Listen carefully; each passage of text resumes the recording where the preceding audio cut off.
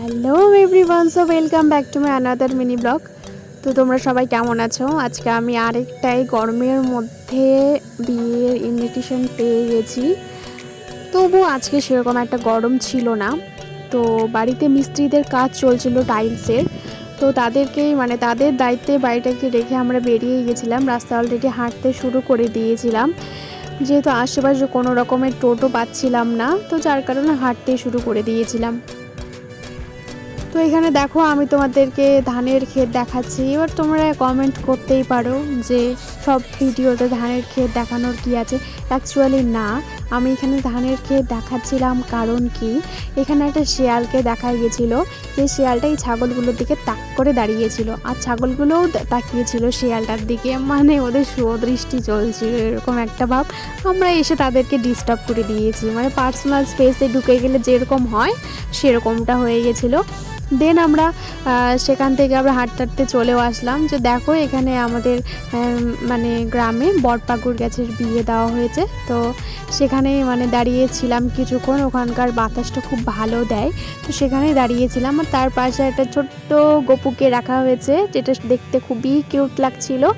দেন আবার রাস্তাতে হাঁটতে শুরু করলাম। হাঁটতে হাঁটতে এই গাছটাতে আমার চোখে পড়লো। গাছটাকে মাঝে মাঝে দেখলেই রাস্তাঘাটে পেরোলে অবশ্যই দেখা যায়, যেটা খুবই ক্ষতিকর। আমি সেটা যদিও জানি, বাট আমার মনে হয় কি, জিপসি বিয়েবাড়ি যে বিয়েবাড়ি যে হয়, তো সেটাতে জিপসি কেনার কি দরকার, আমি সেটাই বুঝতে পারি না।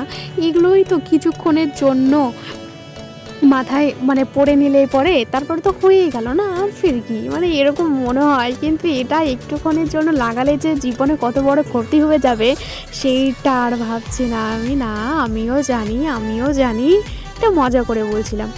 দেন দেখো আমরা টোটো পেয়েও গেলাম। দেন যাচ্ছিলাম, আবার সেই ধান আমার দেখতে জাস্ট চরম লাগছিল। কারণ কি, এই চারিদিকটা সবুজ, আর আরেকটা সিজন যেটা হয় সর্ষে, সেটা চারিদিকটা হলুদ। এগুলো দেখতে আমার জাস্ট অসাম লাগে, আমার খুব ভালো লাগে, যার কারণে আমি তোমাদেরকেও দেখিয়ে দিই। তো এটাই হলো কারণ, অন্য কিছুই না। তারপরে আমরা যাচ্ছিলাম, তো যেতে যেতে দেখো এখানে না এক ধরনের গাছ আমি তোমাদেরকে দেখাচ্ছি। যারা গ্রামে থাকো তারা অবশ্যই বুঝতে পারবে আমি কি দেখাচ্ছি। এটা অ্যাকচুয়ালি লঙ্কার গাছ, যেগুলো আমি তোমাদেরকে দেখালাম। যারা গ্রামে থাকো অবশ্যই জানবে। আর গ্রামের দৃশ্যটা হয়তো ফোনে আমি ফুটিয়ে তুলতে পারছি না, বাট আমরা দেখলাম তো না, খুব সুন্দর ছিল জায়গাটা। তো দেখো অলরেডি আমরা বিয়েবাড়িতে পৌঁছেও গেছি। তো পৌঁছে যাওয়ার পরে দেখো যে বিয়েবাড়ি প্যান্ডেলে বসেও গেছি। খাওয়া দাওয়া কমপ্লিট করে আমরা এখানে ব্রাইডকে দেখার জন্য এসেছিলাম। ব্রাইডটা সুন্দর ছিল, তো দেখার জন্য এসেছিলাম। দেন আমরা বাড়ির পথে আবার রওনা দিয়ে দিলাম। আর তোমাদেরকে লঙ্কার গাছগুলো দেখাচ্ছি। এই সাইডটাতে যা বুঝলাম, এখানে প্রায় সব কিছুই চাষাবাদ করা হয়। বেশ ভালো লাগলো জায়গাটাতে দেখে, আর খুব সুন্দর হাওয়া দিচ্ছিল, ফুরফুরে হাওয়া। দেন আমরা বাড়ির পথে রওনা দিয়ে দিলাম। তো বাড়িতে আসার সময় হাওয়া যেহেতু দিচ্ছিল না, মনে হয় যে ঘুমিয়ে যাই এরকম। তো ঘুম থেকে একটু চোখগুলো লেগে গেছিলো আমার। তো চোখ যখন খুললাম, দেখলাম অলমোস্ট আমরা বাড়ির দিকে পৌঁছে গেছি বাড়িতে। তো আমি আবার বাড়ি যাই। তোমরা আরও মিনি ব্লগসের জন্য সাবস্ক্রাইব করো। টাটা।